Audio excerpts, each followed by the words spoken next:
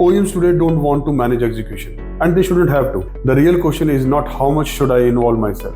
The real question is how to stay predictable without interfering. The mistake many OEMs make is choosing between two extremes.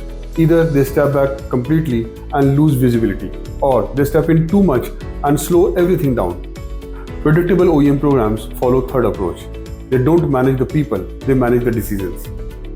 Engineering intent is frozen on the respective stages. Risks are identified early.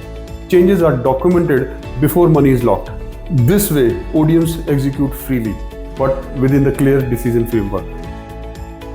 There is no micromanagement, no daily chasing, no last-minute escalation. Over the last 30 years, we have seen that the predictability does not come from control. It comes from the clarity. When decisions are structured, outcome become predictable, even when execution is outsourced.